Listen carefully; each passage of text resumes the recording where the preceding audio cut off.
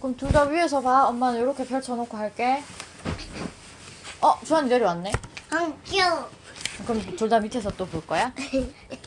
자, 그럼 이쪽으로 엄마가 밑으로 책을 내릴게. 그러면 조선으로 시간 여행을 떠나요. 서울. 안녕하세요, 어린이 여러분. 저는 오늘 여러분의 서울 나들이를 안내할 선생님이에요.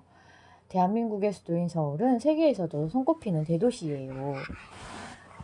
무척 크고 사람도 많지요. 그래서 서울을 엄마, 언뜻 이거. 훑어보면 봐서 이거는 언뜻 서울을 엄마 훑어보면 이거 있어. 이건 N타워예요. 아 주한이 때문에 못 엄마 여기에 복잡하고 현대적인 느낌이 들어요. 있지. 또 있어? 응. 응. 덩치 큰 콘크리트 건물과 수많은 자동차, 요란한 광고판이 먼저 눈에 띄지요. 하지만 좀 더 자세히 들여다보면 서울이 간직하고 있는 역사와 문화의 흔적을 쉽게 찾을 수 있을 거예요. 한강이 흐르는 서울은 아주 오랜 옛날부터 우리 조상들이 터를 잡고 살던 땅이거든요. 무엇보다 500년간 계속된 조선 왕조의 수도였고요. 그래서 누구나 서울을 거닐며 조선의 숨결을 느낄 수 있답니다. 자, 그럼 서울을 돌아다닐 게 아니라 조선시대로 시간여행을 떠나보면 어떨까요?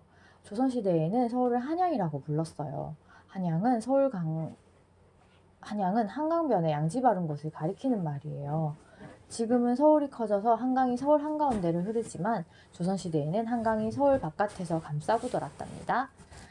조선을 세운 태조 이성계는 북쪽에 북악산, 남쪽에 남산, 동쪽에 낙산, 서쪽에 인왕산 이렇게 4개의 산을 따라가며 도성을 쌓고 그 안에 한양을 건설했어요. 그리고 도성 안과 바깥 세상을 이어주는 대문을 동서남북 4방향으로 냈는데 이를 사대문이라고 하지요. 자, 그러면 본격적으로 사대문 안으로 들어가 볼까요? 한양 곳곳을 둘러보며 조선시대 사람들이 어떻게 살았는지 구경할 거예요. 조선 말기 대한제국시대의 서울도 살펴봅시다. 주하나, 한자리에 있어요. 종묘와 사직을 나라의 근간으로 삼다. 태조 이성계가 한양을 건설할 때는 궁궐인 경복궁보다 종묘와 사직을 먼저 지었어요. 도대체 어떤 곳이기에 왕이 살게 될 궁궐보다 먼저 지었을까요? 종묘는 왕의 조상님들께 제사를 지내던 곳이에요. 다미가 이쪽에 와라, 안 되겠다. 정주환, 에헤이. 울면 안 돼. 정주환이는 나쁜 아이에게 산타 할아버지 선물 안 주시지? 다음에는 울면 안 돼. 오늘은 울면 안 돼. 알았지? 다음아, 이쪽에 와. 주환이가 그쪽으로 뛰어내리네. 주환아, 뛰어내리면 되겠냐, 안 되겠냐. 이쪽에 와. 주환이 이쪽에 와. 에이.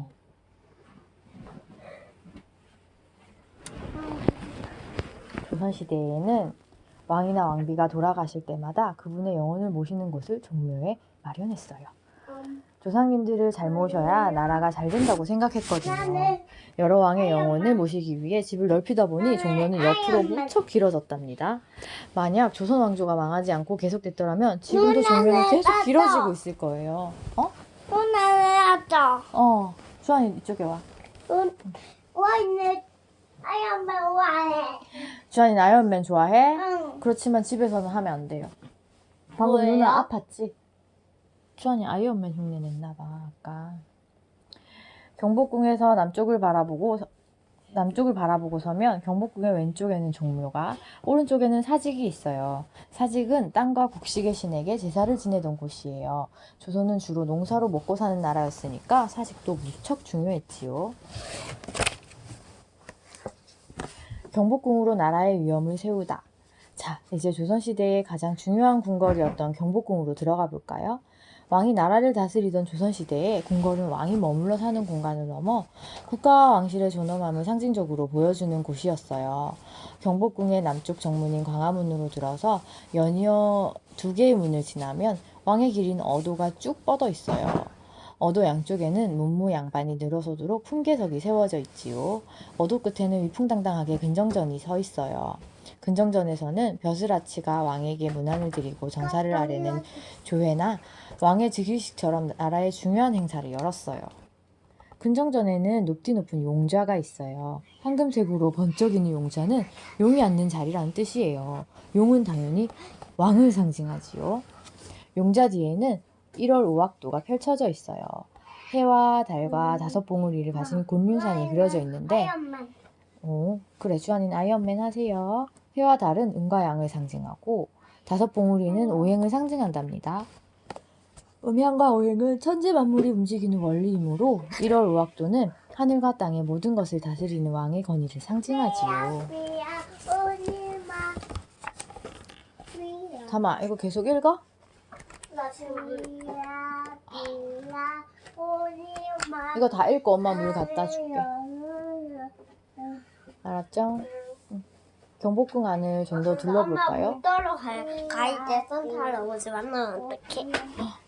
그럼 엄마 사진 찍어놓어. 엄마 이거 근정전 뒤에는 왕이 평상시에 나랏일을 보던 편전이 있는데 이곳을 사정전이라고 해요. 그 뒤에는 왕이 주무시는 침전이 있는데 이곳을 강령전이라고 하지요. 우리 나는 읽어. 나는 읽어. 나는 읽어.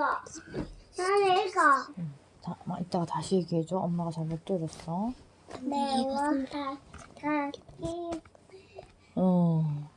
그러니까 빨리 읽어야 되겠다. 그치? 빨리. 왕의 침전 뒤에는 왕비가 일도 보고 주무시기도 하는 교태전이 있어요.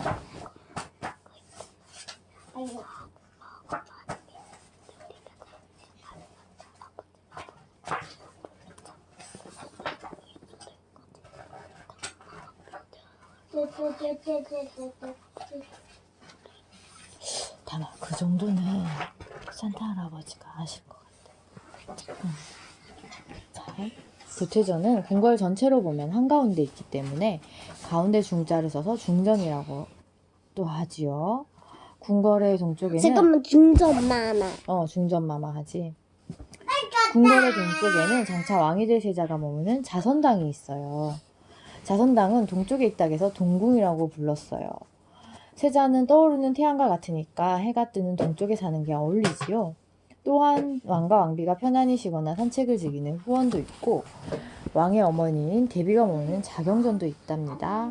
여기 강령전, 교태전, 자경전. 아까 동궁 어디 있나? 여기 자선당, 여기가 동궁이에요. 육조거리, 조선의 행정 중심지가 되다. 경복궁을 나서면 지금의 세종로에는 육조거리가 펼쳐져 있답니다. 육조는 나라의 행정을 맡아보는 6개의 관청을 가리키는 말이에요. 그러니까 육조거리는 관청이 모여있던 관청거리인 셈이지요. 의정부를 비롯해 지금의 검찰청 격인 사헌부와 서울시청 격인 한성부도 있었어요. 지금도 이곳에는 정부 중앙청사가 있으니 예나 지금이나 거리의 성격이 비슷하군요. 육조거리를 지나 종로 내거리에는 종루가 우뚝 서 있어요. 2층으로 된 종루의 위층에는 커다란 종이 걸려 있었는데 하루 2번 종을 쳐서 도성 문이 열리고 닫히는 시간을 알려주었답니다. 1592년 임진왜란 때 종루가 불타자 새로 1층짜리 종각을 세웠는데 이것을 한쪽에 옮겨놓은 것이 바로 보신각이에요. 오늘날에는 묵은 해를 보내고 새해를 맞이할 때 보신각에서 종을 친답니다. 올해는 이걸 못할 것 같아. 이 종을 칠 때 사람이 엄청 많이 모이는데 올해는 코로나 때문에 모일 수가 없잖아. 그치? 운종가, 조선의 상업 중심지가 되다. 육조거리 끝에는 지금과 같이 세종류 사거리가 있었던 것이 아니라 황토마루라고 부르던 언덕이 있었어요. 황토마루에서 흥인지문을 향해 뻗은 거리를 지금은 종로라고 하는데 조선시대에는 운종가라고 불렀어요. 사람이 구름처럼 모여드는 거리라는 뜻이지요. 그런데 왜 사람이 구름처럼 많이 모여들었을까요? 바로 엄마, 물건을 파는 가게가 쭉 늘어선 시장거리였기 때문이에요. 아니야, 저거 엄마가 너희 자면 씻고 틀어줄게. 알았지? 아직 안 씻어서 안 돼. 엄마 살 닳고 물 떠러 갈 때. 한양의 시장거리는 전국 각지에서 올라온 물건으로 가득했답니다. 쌀이나 생선을 팔고 옷감이나 장신구, 갖가지 모자나 신발도 팔았지요. 그런데 한 가게에서는 한 가지 물건만 팔아 했어요. 무명천을 파는 가게가 따로 있고 종이를 파는 가게가 따로 있으며 생선 가게도 따로 있었지요. 이런 가게를 시전이라고 했어요. 한양에서 장사를 하려면 나라로부터 가게를 빌려 장사를 해야 했어요. 가게를 빌리는 값으로 돈이나 물건을 관청에 바쳤지요. 지금 세금 내는 거랑 비슷하다, 그치? 임진왜란 이후 조선의 중심이 된 창덕궁. 경복궁은 안타깝게도 임진왜란 때 불탔어요. 일본군이 서울을 향해 올라오자 왕이 경복궁을 떠나 북쪽으로 피난을 갔는데 서울을 버리고 떠나는 왕에게 화가 난 백성들이 불을 질렀답니다. 어디예요? 경복궁에. 엄마. 전쟁이 끝난 뒤에도 조선의 왕들은 경복궁을 고쳐 짓지 않고 동쪽에 있는 창덕궁에 머물며 그곳에서 나란 일을 돌보았어요. 창덕궁과 그 옆에 있는 창경궁은 경복궁의 동쪽에 있다고 해서 동궐이라고도 불렀어요. 이곳은 임진왜란이 끝난 뒤부터 흥선대원군이 다시 경복궁을 지을 때까지 약 300년 동안 조선의 중심지가 되었지요. 숙종이 인현왕후와 장희빈 사이에서 갈등을 겪고 영조가 아들인 사도세자를 쌀뒤주 속에 가두어 죽이고 정조가 규장각의 박세가나 정약용 같은 훌륭한 신하들을 등용하여 조선의 문화를 일으켜 세우던 것이 모두 창덕궁에서 일어난 일이지요. 엄마, 근데 이게 무슨 말이야? 이게 무슨 말이냐고? 원래 임진왜란 전에는 경복궁에서 왕들이 생활을 했는데 임진왜란 때 일본군을 피해서 왕이 피난을 갔단 말이야. 피난이 뭔데? 난리를 피해서 간다고. 난리를 피하던 뜻이야. 어디에 갔는데? 그때? 응. 그때 아마 북한 쪽으로 갔을걸? 북한? 강화도였나? 강화도 있고. 아, 엄마가 다시 공부해볼게, 그거는. 응. 그래서 왕이 궁궐을 비우니까 응. 백성들이 너무너무 슬펐겠지. 응. 화가 나고. 응. 그래서 그 궁궐을 불태웠다고. 그래서 그 경복궁은 불에 타서 없어지고 나중에 임진왜란이 끝나고 왕이 다시 궁궐로 돌아왔을 때는 창덕궁에서 지냈다고. 경복궁 말고 창덕궁에서. 그 말이에요. 근데 그래, 그리고 왕은 어떻게 됐어? 왕은 어떤 반응을 했어? 돌아와서 응. 또 나란 일을 열심히 봤어. 다만 전쟁이 끝나고 난 뒤에 어땠겠어? 좋아. 되게 힘들었겠지. 응. 나라가 응. 다 온 전국이 난리도 아니었겠지. 응. 온 나라가. 응. 그걸 어떻게 수습을 해야 되잖아. 왕이 한다는 말은. 왕이 가고 있다. 지금 응. 다른데. 왕이 가고 있다. 양반들이 사는 동네 북촌. 경복궁과 창덕궁 사이 국악관 기슭에 북촌 한옥마을이 자리하고 있어요. 북촌은 청계천과 온종가의 북쪽 동네라는 엄마, 뜻이에요. 이제부터 저기 사람도 살아? 지금도 살아. 북악산과 인왕산에서 흘러내리는 물길을 따라 가지에 가지를 치듯 골목길이 생겨났어요. 골목길을 따라 멋스러운 기와집이 줄지어 들어섰는데 이곳이 바로 조선시대 부자 양반들이 모여 살던 동네랍니다. 여기가 부자 양반? 응, 부자 양반들이 살던 동네래. 근데 근데 가난한 양반들은 가난한 양반들은 초가집을 짓고 살았겠지. 초가집을 어디? 숲에? 아니, 그냥 마을에. 여기 아니, 빼고? 이쪽 마을 말고 다른 동네. 지금은 없겠지. 지금은 초가집이 없고 응. 다 아파트가 들어서고 길이 들어섰으니까 시내. 그치? 그리고 여기에? 여기는 아직 한옥이 이렇게 있어. 양반들이 살던 집이어서 그런지 되게 튼튼하게 지었거든. 응. 그리고 한옥은 되게 좋은 집이야, 다만. 되게 좋은 집이어서 이렇게 옛날부터 지어진 집이어도 지금까지 사람이 살 수 있는 거지. 엄마, 근데 지진 나면? 지진도 버텼겠지. 근데 우리나라는 그렇게 집이 무너질 정도로 큰 지진은 안 났어. 이들은 나라에서 높은 벼슬을 지내던 고관들이기도 했어요. 서울에서 풍수지리가 가장 좋은 곳은 경복궁이고 그 다음은 창덕궁이었어요. 그러니 두 궁궐 사이에 있는 북촌도 사람들이 살기에 더없이 좋은 곳이었겠지요. 북촌은 지형상 북쪽이 높고 남쪽이 낮아서 비가 내려도 물이 잘 빠졌어요. 남쪽이 넓게 트여 있어서 집들이 모두 남향이고 어느 집 사랑채에서나 남산이 훤히 보였답니다. 와, 물. 물, 엄마 요거 책 읽고 떠다 줄게요. 자, 이제 양반들이 살던 집안을 구경해 볼까요? 옛날 양반 집에는 안채와 사랑채, 사당이 있었어요. 안채는 안주인, 그러니까 여자들의 공간이었어요. 가운데 대청마루를 두고 양쪽에 방이 있었어요. 한쪽 방에는 시어머니가 살고 다른 방에는 며느리가 살았지요. 어린아이들도 안채에 살았어요. 사랑채는 바깥 주인, 그러니까 남자들의 공간이에요. 사랑채에서는 책을 읽거나 시를 짓기도 하고 손님을 맞아 이야기를 엄마, 나누기도 근데 했어요. 안에는 여자들만 있는 거야? 아니라는 뜻이 뭐냐면 다만 집이 이렇게 있으면 요쪽 안쪽에 있는 집 있지. 이게 안채. 이쪽 바깥쪽에 있는 집이 사랑채. 아, 집 안에 산다는 게 아니고 요렇게 요게 다 한 집인데 건물 안쪽에 있는 건물이 안채, 바깥쪽에 있는 건물이 사랑채. 사당은 조상들의 신주를 모여놓고 제사를 지내던 곳이에요. 집에서 해가 잘 드는 곳에 위치하며 남향으로 지었지요. 가난한 사람들의 동네 청계천변. 조선시대 부자 양반들이 주로 북촌에서 살았다면 가난한 사람들은 어디에서 살았을까요? 종로 바로 아래쪽에 종로와 나란히 청계천이 흘렀는데 엄마, 여기에 가는 사람들이야. 옛날에는 청계천이 이렇게 생겼었어. 주로 그 주변에 모여 살았답니다. 청계천에는 농촌에서 땅과 일터를 잃고 갈 곳 없이 떠돌다가 서울로 올라온 사람들이 밀려들었어요. 그러자 나라에서는 그들을 내쫓는 대신 일자리를 주어 자리 잡고 살아갈 수 있게 했지요. 이때 가장 많았던 일감은 청계천의 바닥을 고르고 물길을 바로잡는 준천이라는 공사였어요. 청계천에는 흙과 오물이 많이 쌓여 때때로 바닥을 긁어내어 물을 제대로 흐르게 해야 했거든요.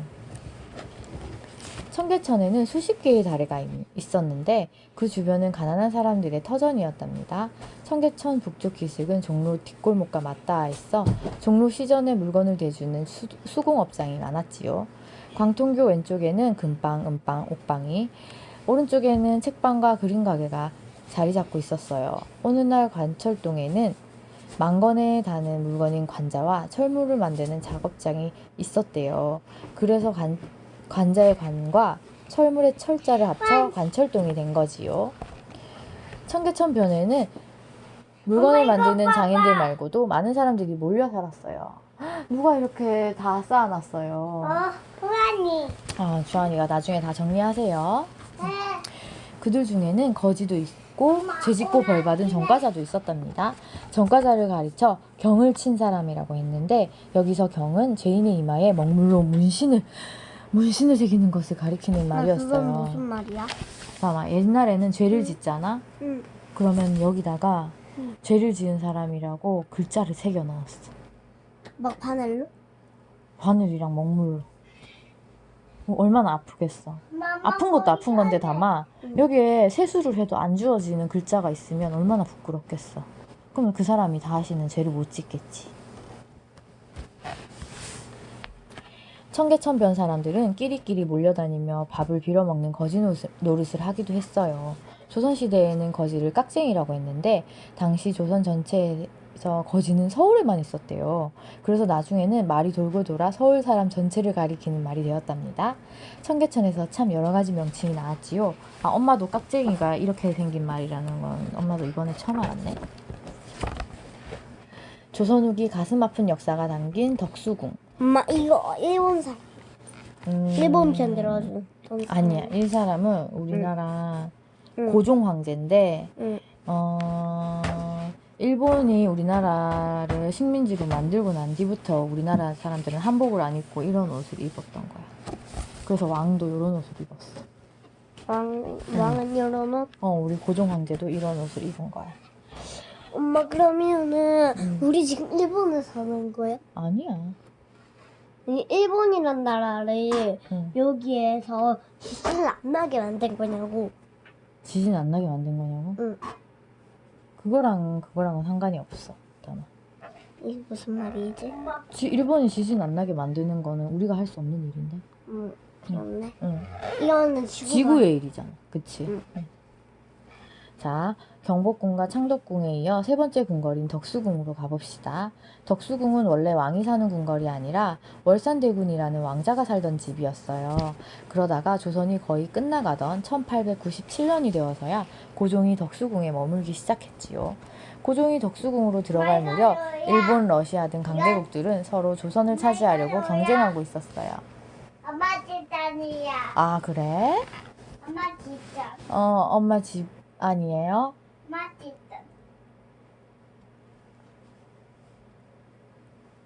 엄마 이거 봐봐. 엄마 하품했어.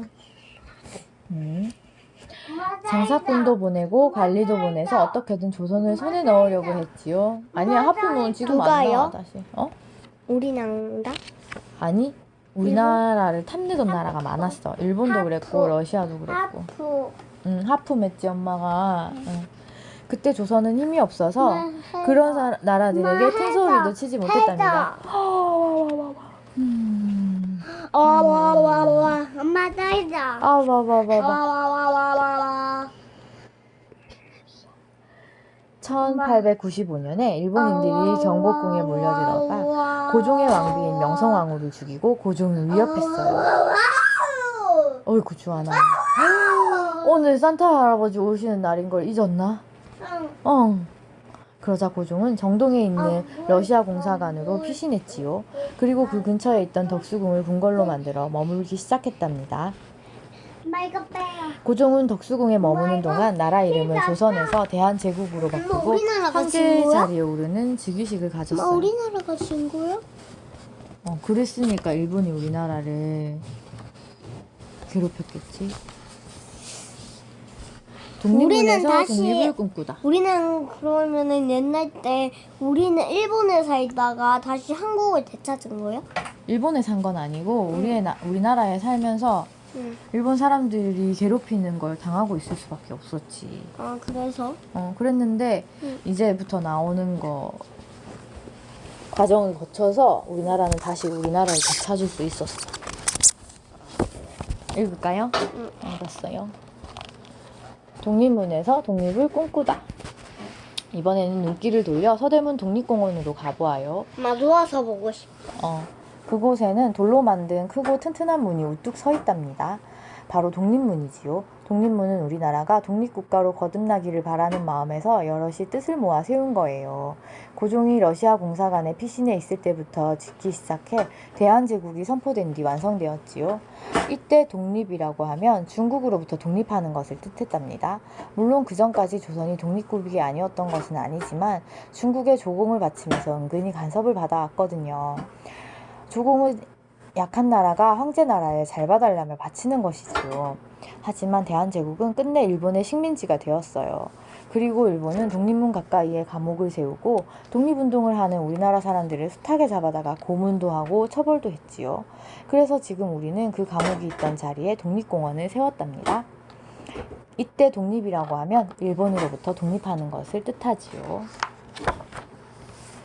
모두 조선시대 서울 구경 잘했나요? 멀리 도도하게 흐르는 한강을 바라보아요. 모두들 한강의 기적이라는 말을 들어보았나요? 우리나라는 일본의 식민지 지배를 받고 난 다음 나라가 두 동강이 나서 서로 전쟁까지 벌였어요. 그러고는 세계에서 가장 가난한 나라가 되었지요. 하지만 우리나라 사람들은 조금도 좌절하지 않고 열심히 일했어요. 그래서 몇십 년 만에 세계 사람들이 놀랄 만한 경제 발전을 이룩했지요. 그것을 가리켜 한강의 기적이라고 해요. 한강이 흐르는 이곳 서울을 중심으로 대한민국이 똘똘 뭉쳐 이루어낸 기적이지요. 우리나라는 오랫동안 독재에 시달리기도 했어요. 하지만 우리 국민은 가난에서 벗어났듯이 독재도 이겨내고 우리 손으로 민주주의를 이루었어요. 우리 국민은 민주주의가 흔들릴 때면 서울광장을 비롯한 전국 곳곳에 모여 촛불을 들고 민주주의의 힘을 보여주었답니다. 서울은 경제발전과 민주주의를 동시에 이룩해낸 자랑스러운 대한민국의 수도랍니다.